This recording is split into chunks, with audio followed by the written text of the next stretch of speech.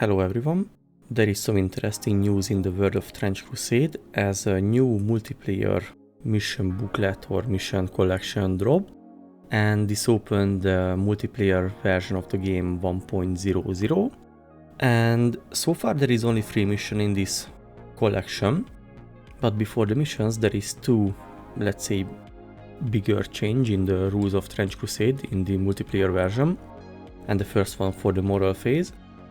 And the moral works in a very similar way, but if you fail the roll, you are immediately out of the game as your warband flees. So there is no second chance like in the normal version. And for the initiative, they implemented a deck system or a card system, which I believe is a quite good solution, as you can't really use the normal activation version as in the base game. But with the cards, at the beginning of every turn, you draw a card from your deck, and the value of the card dictates where are you in the initiative order in that turn. So this can change from turn to turn when you're going to activate your units, or in which order you can do it compared to the other players. So I think it's a good system in let's say first phase, and we will see how the feedback for the team is going. After some days, weeks, we will see. But about the missions, which is almost the main point of this new edition. The first one is the Looters, which is a free-for-all mission, so you play against multiple people or opponent, and this can be a mission up to 8 player, so this is a very big mission type, or it can be.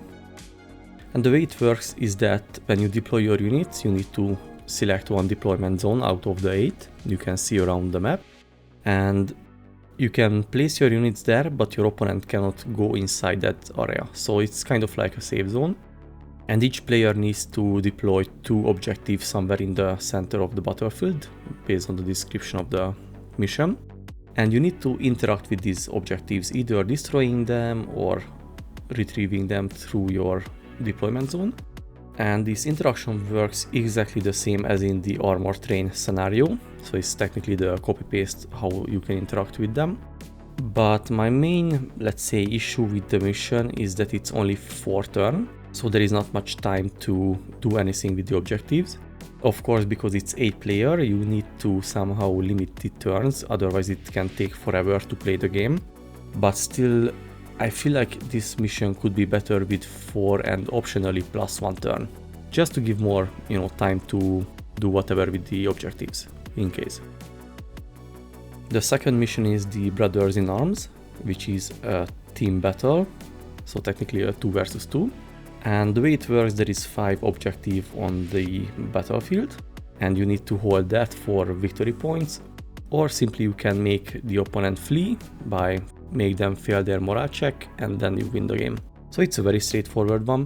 There is not much extra to talk about it in my opinion. That's a very quick and easy way to play a 2 versus 2 match. And the third one is the Alliance and Betrayal, which is a team battle / free-for-all / chaos.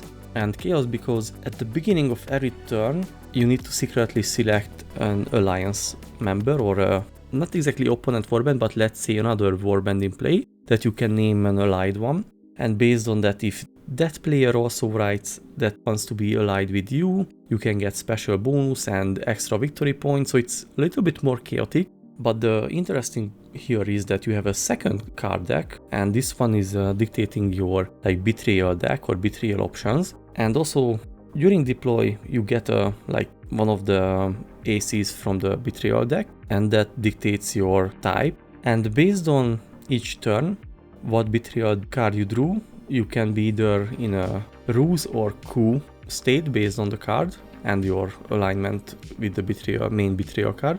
And these cards giving you special options during the turn, which can really mess up the game in a funny and good way, as this can be used to redirect fires that being shot at your units to another opponent unit, for example. So there is some very interesting option here. And this mission is 5 turns, so there is more time to mess around here with it.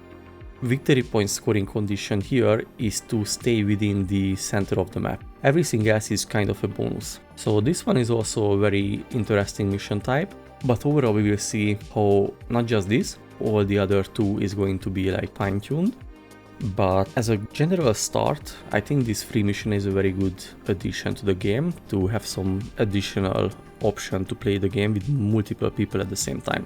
So definitely a good start. I think a little bit of fine-tuning can be done later, but this is just my first feeling after reading the missions.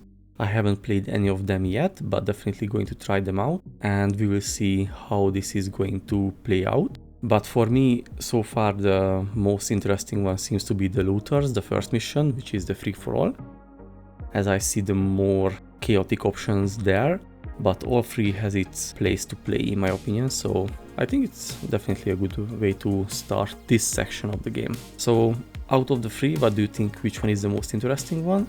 Thank you for watching and see you in the next video. Bye bye.